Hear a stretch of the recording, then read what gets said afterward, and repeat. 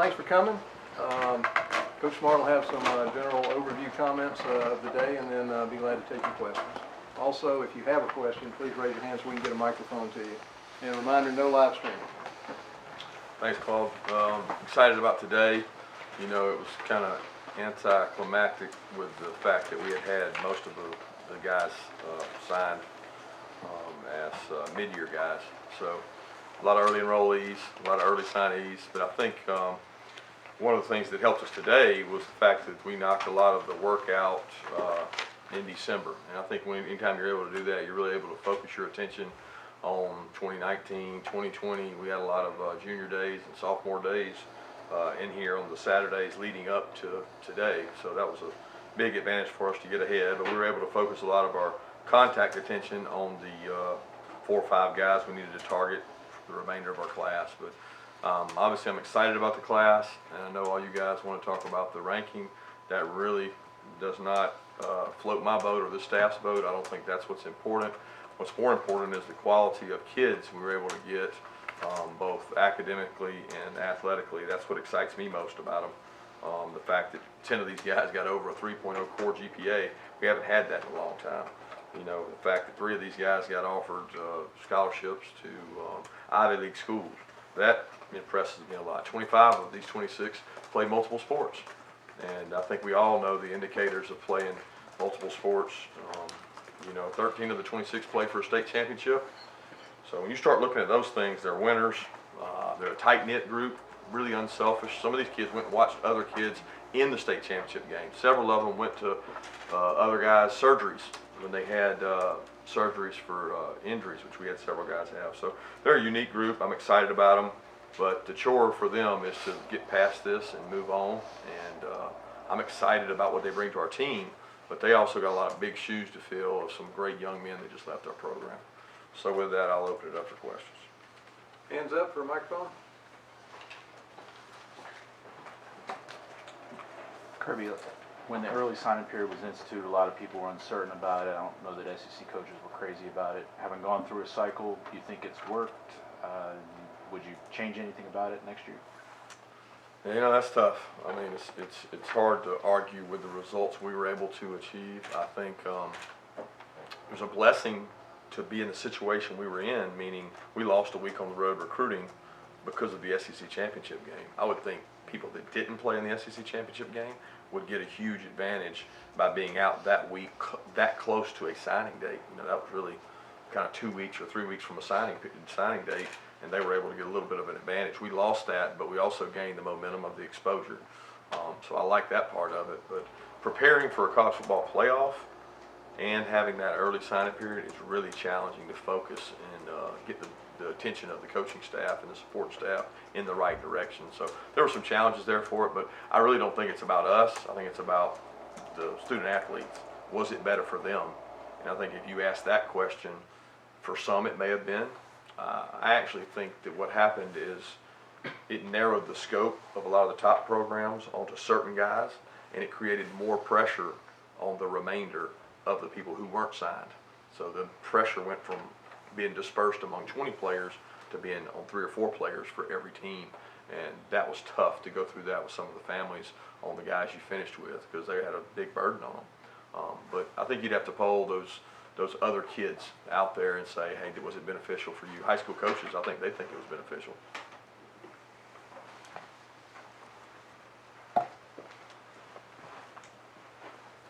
As a follow-up to that, do you expect the majority of signees to continue to go in the early period next December and in the following years? I think it'll be interesting. I think to each his own. I think some kids enjoyed that. Some kids wanted to take their visits. We had these 13 to 26 that played state championship games. They lost their ability to go on visits, especially in the state of Georgia, where the state championships got extended another week due to weather. So that whole time period was really tough for a lot of kids, because they lost chances to go on visits. They had to make a quick decision. I think there was a lot of pressure from your, I don't want to say lower tier programs, but there was a lot of kids we came across that said, they're telling me if I don't sign right now, I'm going to lose my scholarship. So there was no ability to go back and reevaluate or go on visits. They knew they had to sign if they wanted their spot, and that's good for those other programs. They were able to get their work done and be done and have their classes signed. Coach, focusing on a specific player here, I mean, what did you see when recruiting Tommy Bush, a 6'5" guy, one of the taller receivers that you've been able to recruit, and being sort of out of the southeastern area? I mean, how did you see him recruiting him and his talents and his character?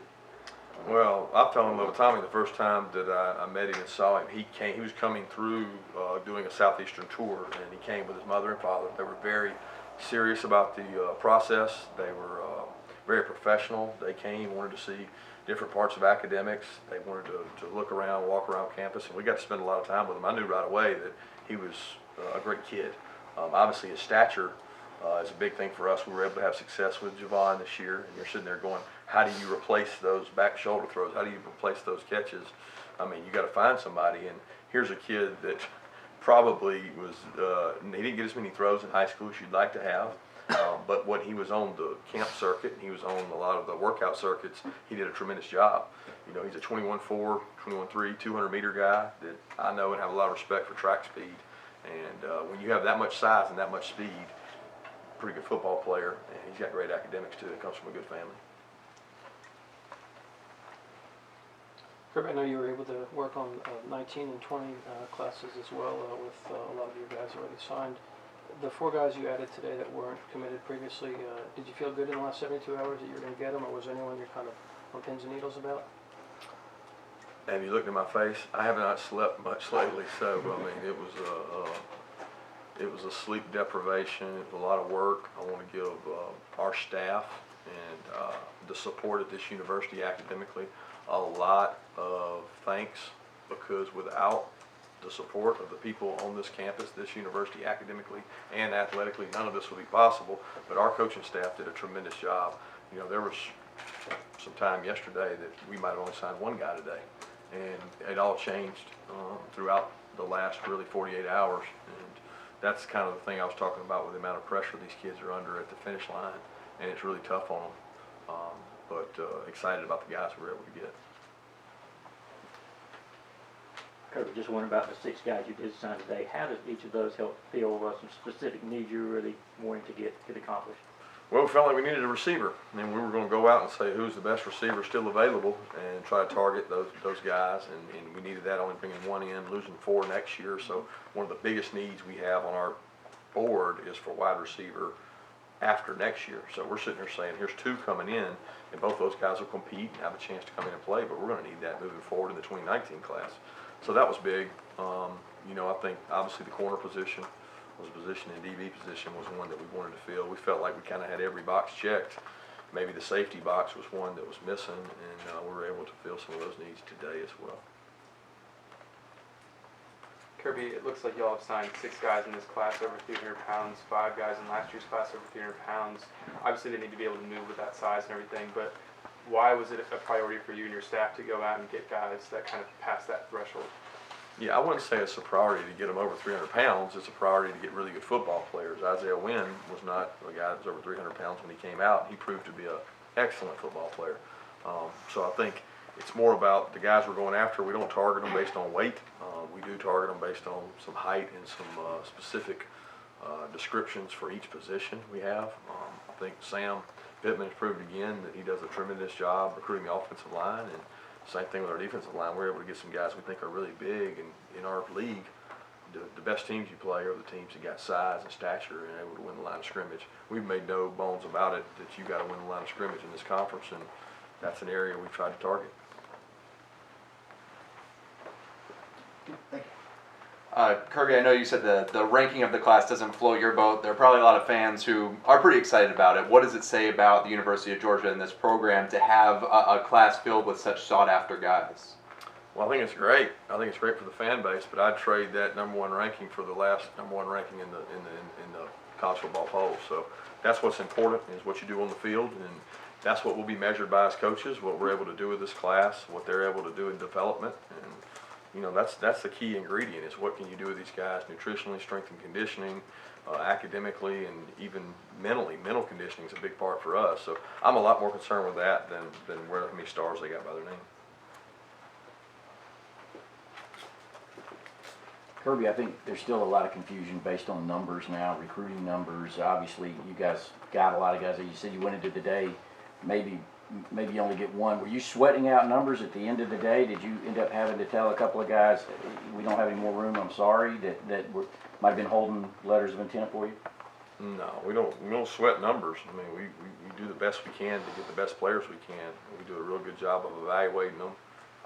We try to get every good football player we can that can make our program better. And that's our goal each and every year, is to upgrade that in character, academics, and on the football field. Kirby, after a couple full years now, full recruiting cycles, how have you seen kind of your pitch change and just the recruiting as a program as a whole? What have you seen change in the past couple of years? You know, I don't think it ever changes when you've got a great product. I think you've got to kind of morph that. You've got to change the message. I think sometimes you've got to be able to tell them, hey, look, when we were 8 and 5, a lot of the signing class sat in my office and said, where's this program headed?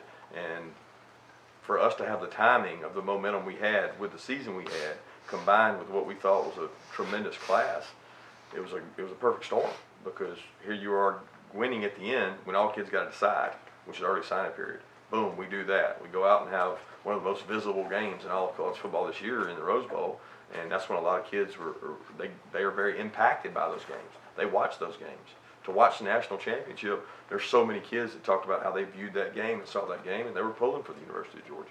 They wanted us to be successful and win, and when you've got leaders in your class like a guy like Justin Fields, it helps tremendously.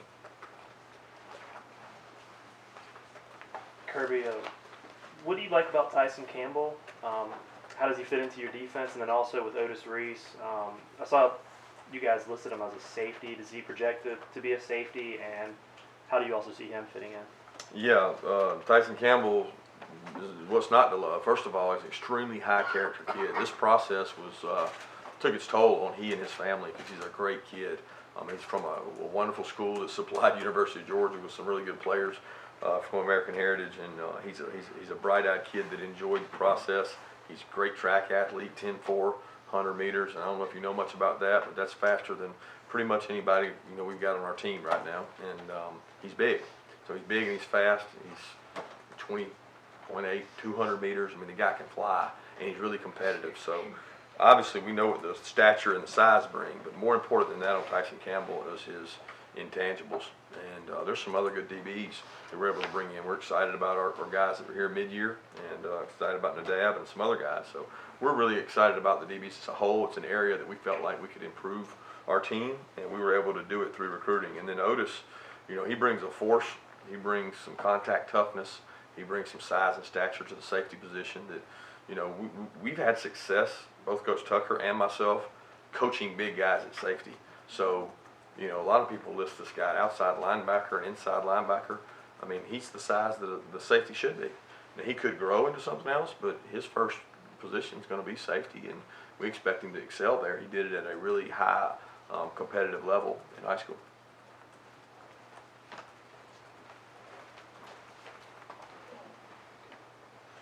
Coach, I know you talked before about how competitive it gets on the recruiting trail. If my math is right, it may not be incorrect. If it's not, y'all flipped 5 kids from other schools to Georgia. Does that make it even a little more enjoyable from your standpoint, being a competitor to be able to do that, and kind of you have to put any extra into it to get that to flip like that? Yeah, I got that question, earlier when I was doing an interview. To me, there's no great sensation in flipping a kid, because I don't think it teaches kids the right thing. I think we as coaches as a profession understand I have tremendous respect for the guy on the other side of that flip. A lot of those guys are my friends. A lot of those guys I worked with. So there is it's great for the fans, and they all want to, make a big deal about it. But ultimately, it's really about the relationships we built with that kid all along.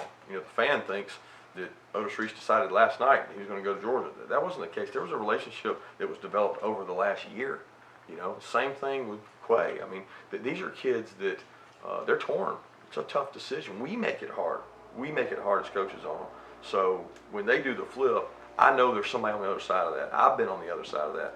So I'm not one to get into enjoyment of that. I think it's more about what's right for the kid and how is his future going to be best served by going to the University of Georgia academically, so that he can set himself up for success in life. Coach, following up on a Quay Walker. I mean, I would imagine that was a long recruiting battle and everything. I mean, what do you see from him as a player at that linebacker position? Well, it was a long recruiting battle. It was not overnight. I mean, it was a situation where, I mean, Quay has been a good player for a long time. A lot of the times these guys commit early, all you do is become the target. And rarely when a kid decommits or gets ready, I mean, they're not going to go back to that same place they just were at, you know. And when you're sitting there with Quay, we knew all along that we were just as much in it as Alabama. We're not deterred by the fact he's committed to somebody. So we do a good job. He's in a community down there that's it's near the University of Georgia. That's got a lot of University of Georgia fans. So we just did our job, kept being consistent with him, and sending him consistent message. As far as a player, this guy might be the most versatile, because you could say he's an outside backer, you could say he's an inside backer. He's a really good pass rusher. He brings a lot of different things to the football field. And when you see him run around the basketball court, you realize that he's got great athletic ability. And it's a position where, I mean, let's be honest, we lost 4 starters, right? 2 guys on the edge, 2 guys inside, and Reggie and Roquan. So it gave him an opportunity to come in here and compete at 4 different positions. Following up on you saying that it was these kids are torn. Nevertheless, when they have the attention of the TV camera, it seems obviously a lot of them enjoy a little drama. What was your thought when you saw the orange hat with Quay, and did you already feel good about it before that? I didn't see it. I never saw it. I was watching 2019 and 2020 tape at the time, so I didn't actually see it. I did get a text from my wife that she was scared to death when he did that. So we've come to, you know, that's their moment in the sun. And some kids know how to handle it, some don't. And to each his own. When they get here, we're going to try to teach them the correct way to handle some things. And you know, that's their moment in the sun. That's their family time and opportunity to be on TV and give the University of Georgia some publicity. And I'm happy for Quay and his family. Kirby, kind of going away from recruiting, it was reported today that you guys have filled those 2 assistant coaching jobs. Can you confirm those hirings and kind of talk about maybe what those 2 guys bring to the table? Yeah, we're excited about both the guys coming on the staff. You know, Scott, obviously you guys know and are familiar with from being in our area. I think Scott Fountain does a tremendous job. He was probably one of the biggest assets in our program last year. Everybody's made a big deal about the turnaround in special teams. He was really responsible for coaching our coaches, and he was able to bring us and me some ideas to how we practice and some innovative things that he's done, changing what days we did different things, and just organizational things that I thought really helped us. So with that, we were able to move up in special teams rankings and do a lot better. And to have him back, I think is phenomenal for us. I think he's proven to be a really good recruiter throughout the state of Georgia and also in Florida where he's had some success. So we're excited to get him and his family back to University of Georgia. I know the coach over at Prince Avenue is really excited because he gets his kids back. So he'll have 2 starters returning there. And then Cortez, we got to visit and meet with and just thought the world of him. He carries himself in a first-class manner, the way we want to do things at the University of Georgia. He's a very intellectual guy. He also played the position, and anytime you play the receiver position, I think it helps you tremendously with kids. He was an overachiever as a player. I mean, here's a guy that played on several teams, and he kept making teams. He made them through toughness, his route running, his special teams play, and those are all things we want in our wide receiver room. So we're excited about both those guys coming. Following up on that, with Cortez coming in as a wide receivers coach, what does that do to the structure of the offensive staff? What happens with James and That'll be to be determined. Gotcha. So we'll determine that in the coming weeks, and we got a lot of possibilities there because a lot of guys have worked with a lot of different positions. Kirby, another off recruiting question with Natrez and D'Angelo, how are they doing, and do you expect them to be able to contribute this season for you guys? Yeah, I think both those kids are working really hard, doing the things we've asked them to do, and to be honest with you, we're trying to help them as much off the field as on the field right now. Last question?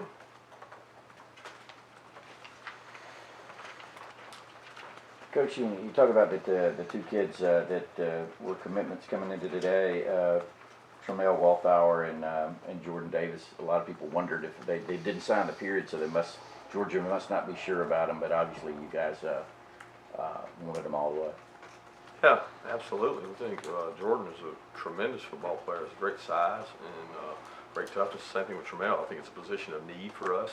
So those guys are going to fill a great role for us, because when you start looking at the SEC, I mean, the defensive line is what makes a difference in all these teams, and that's where we want to be. We want to have big physical guys that can rush the passer and push the pocket, and we think both those guys give us that. I do want to finish up with one note. You know, I want to call out the Dog Nation and call out all the fans, because you really think about the tremendous job and give them a thanks as we went across the country and played, literally across the country and played, and we went to Notre Dame and played on the road at Vanderbilt, played a lot of games where our fan base turned out and did a tremendous job of support. I think that really helped us with recruiting. But now, you know, G-Day is on Saturday, April 21st, and as we all know, every team that gets a new head coach in the SEC, what is the mantra?